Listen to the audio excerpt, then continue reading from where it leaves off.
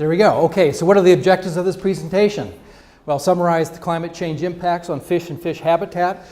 Fortunately, my eloquent predecessors did a fantastic job of summarizing those impacts, so I won't need to do that in much detail.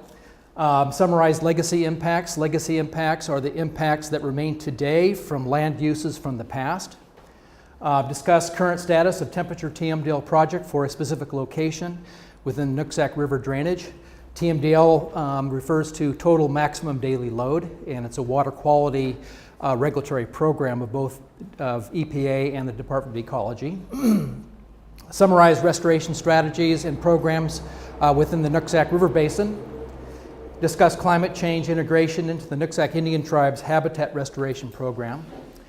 And in addition to that, this presentation attempts to address the disconnect or lack of coordination between the Clean Water Act compliance, endangered species recovery, and climate change. And those are three different, very complex programs, but in the face of climate change, there hasn't been a whole lot of work to focus on how they connect and how to solve problems of each of those different categories. And so I hope to, or I'm going to attempt to talk about how we do this in the Nooksack River drainage. We've already heard details about how climate change is going to affect Pacific Northwest streams. Obviously, there's going to be increase in air temperatures, changes in annual and seasonal precipitation types of precipitation, declining snowpacks, increasing summer water temperatures. And so why do we care about these climate change effects? Well, these impacts will impose significant environmental stresses on fish, as we've already talked about. The consequences of climate change will likely be the greatest for place-based Native American groups than all other factions of society. Native American groups cannot move to follow the natural resources they rely on for cultural, subsistence, and commercial uses. So there can be changes in fish behavior in response to climate change. Certain species may start occupying different river systems, but if a Native American group relies on that specific species, they can't get up and move to follow that species because they're place-based, and they're place-based partly because of federal regulations that says if you have a reservation, you must stay on that reservation. So the effect of climate change on native foods is a big issue for Native American groups. And of course, the Nooksack Indian Tribe is place-based, and they rely on salmon for these uses, and particularly spring Chinook salmon, as Lisa was talking about in her discussion. So this talk focuses on the South Fork of the Nooksack River, where the river experiences severe temperature issues. And the South Fork Nooksack River is one of three main forks of the Nooksack River. It's located in Whatcom and Skagit counties, primarily in Whatcom County, and is part of what's called WIRA 1, which is the Water Resource Inventory Area number 1, which is a subdivision of the state of Washington into these watershed management units. And the state has a Watershed Management Act that breaks the state up into these areas. And so the Nooksack River is part of this WIRA 1. The watershed covers about 186 square miles, and it's about 30 miles long from the top of the watershed to the confluence, and elevation ranges from about 220 feet up to 7,000 feet. And you can see here, the South Fork of the Nooksack River is in this drainage right here. Deming, Washington, where the tribal reservation is located, is here. Bellingham's located here, and the main stem of the Nooksack River runs as such. Here's the Middle Fork of the Nooksack River and the North Fork Nooksack River. Mount Baker is in this location, and the Sisters Range, which is that prominent rugged range in front of Mount Baker, is within the South Fork Nooksack River watershed. So the South Fork Nooksack River has been subjected to what are called legacy impacts, a long history of heavy disruptive land uses, including intensive and extensive timber harvest, which have altered the hydrology. And I'm not talking so much about timber harvest now, I'm talking about timber harvest from, say, the turn of the 20th century. Unstable forest roads, which cause channel blockages, landslides, debris flows, which also cause channel clogging, losses of stream buffers, which it causes increased heat loading to the tributaries and the main stem of the river. Agriculture causes the loss of shading, causes exposed ground. Transportation infrastructure in terms of highways and railroads. Development causing impervious surfaces. Flood control structures such as flood control levees and dikes all have created this huge set of legacy impacts on the river. And all these impacts have already impacted fish. And so one of the points of this talk will be, okay, so we have these impacts that are existing today that are challenging fish. What are the effects of climate change on top of these existing impacts? Well, we're really talking about, again, cumulative impacts, as I'll get to here in a bit. Anyway, there's 9 species of salmon in the Nooksack River Basin. 3 of these species are listed under the Endangered Species Act, including spring Chinook salmon, steelhead or rainbow trout, and bull trout. And of particular interest to the Nooksack Indian Tribe are spring Chinook.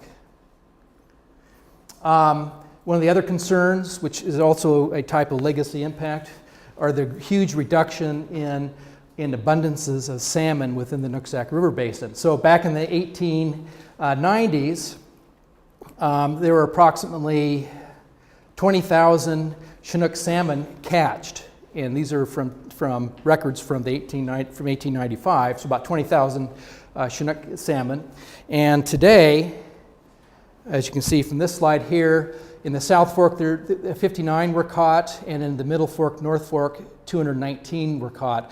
So that's a substantial reduction in the number of salmon. So in any case, so today there's only about 8% of the salmon stocks left compared to back in the 1890s. So those are all legacy impacts. Moving right along here. So there's existing stressors on the salmon in the Nooksack River. High temperature, it's highly temperature impaired.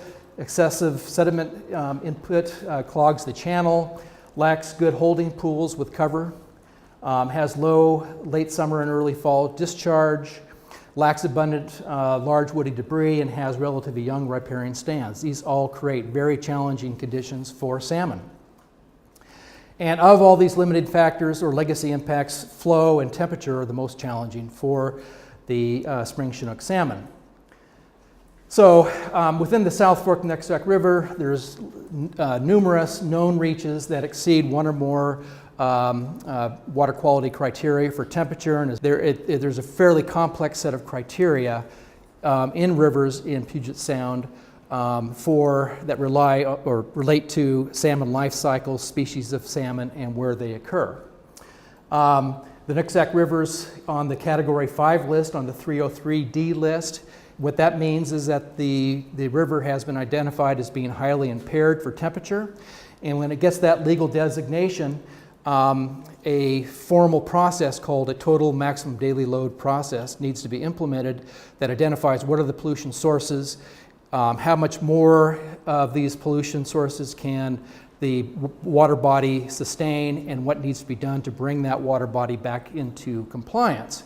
And again, this all relates to climate change from the standpoint that this process of the total maximum daily load does not include climate change. And that's a huge drawback to the effectiveness of that regulatory program. There's 3 general criteria for the rivers on the west slope of Puget Sound, ranging from 3 degrees C up to 16 degrees C, depending on location, species, and time.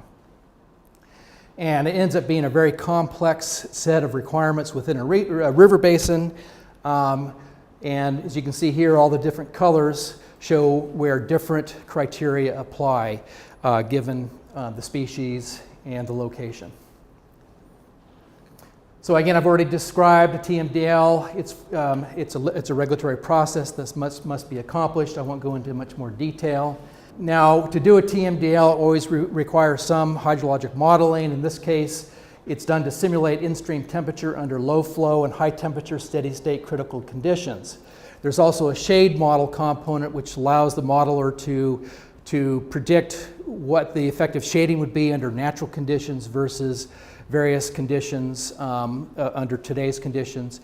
And therefore, if you model the effectiveness of shading under the natural condition, look at stream temperature, and you compare the stream temperatures under the natural shading condition to the criteria, you determine whether there's really a regulatory problem in the stream. I'll talk about that more just in a moment. In terms of this TMDL process, the Nooksack Indian Tribe is a member of this technical team. Early on in the process, we identified or raised some questions about the TMDL from the standpoint it doesn't address upland watershed processes. It only focuses on riparian zone of the river itself, and it doesn't include climate change in the process. We feel like both those greatly limited the effectiveness of the TMDL process. So some of the results of the TMDL, the models were run with system potential vegetation. The tributaries and headwaters were assumed to be at or below numeric water quality standards. I don't know if that's a very realistic assumption, but that's the assumption that was made.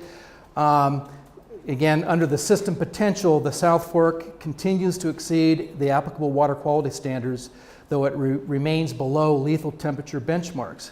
What this says is that under the natural condition, the river would not meet the existing standards.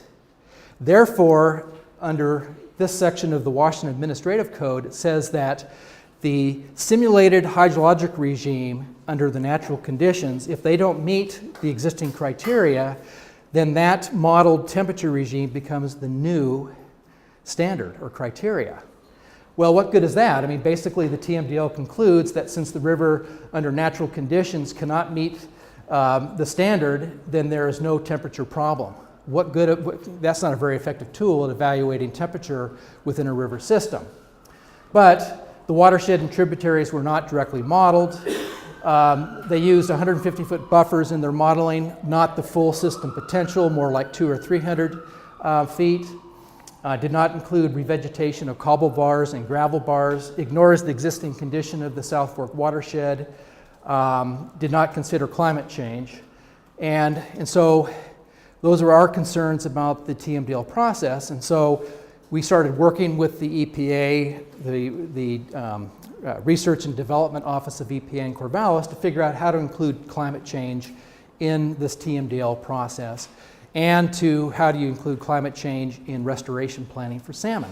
The basic questions are, what happens with stream temperature with the confounding effects of projected climate change? Do they get worse, better? Probably worse. How should habitat restoration adapt to climate change? And the potential answers to these questions is addressed by this pilot research program, which is being cooperatively accomplished between the EPA and the Nooksack Indian Tribe, among other cooperators. And just some basics of the pilot research project. It's being really directed by the EPA Office of Research and Development, and it's implemented as a project to determine how to address climate change in the context of a temperature TMDL.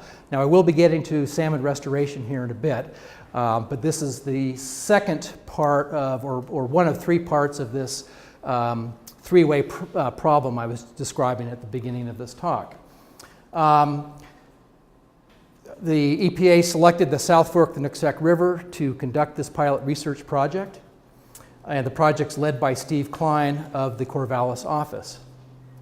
And they're relying on the local technical expertise provided by the Nooksack Indian Tribe. So there's two parts to the pilot research project: quantitative assessment, using the same modeling technique as was done for the TMDL, but then there's also a qualitative assessment that looks at what are the stressors within the South Fork Nooksack River system, how will climate change exacerbate those problems, and then looks at the effectiveness of our existing restoration program in the face of climate change and how we might modify our existing restoration program to better address climate change. And so that's the qualitative assessment.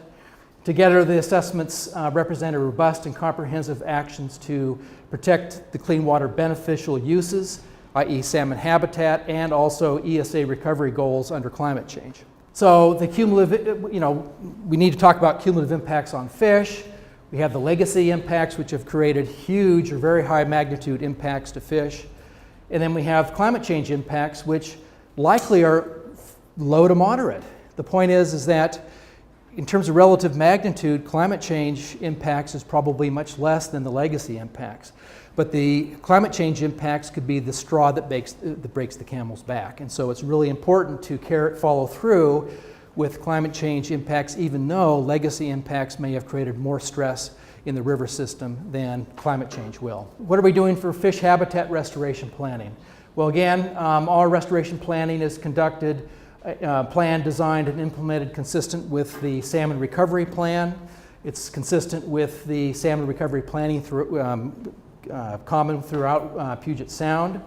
Focuses on degraded habitat conditions that pose the most important limiting factors to salmon recovery. But it did not include climate change. All this restoration planning didn't address climate change. It's the real misser. And so in this qualitative assessment of this pilot project, we are addressing climate change and its effects on restoration planning. So the goals of the qualitative assessment is to review existing fish habitat restoration tools and plans, reprioritize strategies, restoration strategies based on tools that are the most robust in the face of climate change, apply the methods of Tim Beachy. Again, Lisa Crozier mentioned the work of Tim Beachy in how to design restoration in the face of climate change. And it involves conducting workshops to inform agency and stakeholder groups, involves reviewing existing information related to watershed condition, riparian shading and channel characteristics, solicits feedback from knowledgeable technical staff. And again, like I said, it relies heavily on this Tim Beachy et al. 2012 document called Restoring Salmon Habitat for a Changing Climate. His method identifies 4 general questions that need to be asked in terms of the effect of climate change on restoration planning. What habitat factors limit salmon recovery? What are the local predicted climate change effects? Do proposed restoration actions reduce climate change effects? Do proposed restoration actions increase habitat diversity or ecosystem resilience? So these questions are applied to existing restoration plans to determine how effective they are in the face of climate change. This table, this matrix has already been shown by Lisa Crozier, but this is Tim Beachy et al.'s evaluation of various restoration strategies shown across the top here, compared to projected climate change effects, and not all restoration strategies are robust or effective in the face of climate change, which we found to be kind of challenging, and from the standpoint that a lot of our restoration efforts fall into the categories of no, they're not effective in the face of climate change. And so this is an example of how powerful this Tim Beachy paper is. It shows that common restoration strategies may not be effective for in the face of climate change. And so what we're doing is applying his technique to our existing restoration program to see how we can modify that program to create more resilient ecosystems, resilient in the face of climate change. And so typically what we do is we reforest riparian zones of the river. That turns out that's very effective. But we also have an extensive logjam program, and we've put in about 100 logjams along the South Fork River at a cost of about $7 million. But it's one of the strategies that was found to be not that effective by the Beachy method in terms of longer term climate change. Okay, the summary on restoration is, per this report, the primary restoration strategies should address longitudinal connectivity, floodplain connectivity, restore and size channels, riparian rehabilitation. And again, this is an aerial view of the South Fork Nooksack River. It really has very limited opportunity to apply all those measures because, as you can see, here's the railroad here, here's a highway here. The politics and the land use management involved in getting the railroad to move their berm back, getting the highway department to relocate their highway to allow the river to have access to its floodplain is very challenging. But it doesn't mean it shouldn't be done. So in conclusions, under the TMDL, there is a possibility that the standards will change in a manner that does not protect fish in terms of beneficial uses. The pilot research project was implemented that addresses climate change quantitatively and qualitatively, which is new. Quantitative analysis concludes that stream temperature will get worse for fish in the face of climate change.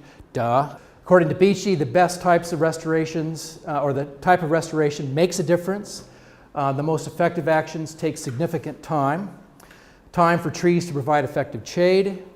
Time to remove levees, setback levees to reconnect floodplains. time to manage sediment loads from watershed land use. And the point is, if you're going to design and implement restoration that's robust and effective in the face of climate change, you need to do that planning and get the restoration action going now before the cumulative effects of climate change becomes that much more severe in the future. Thank you.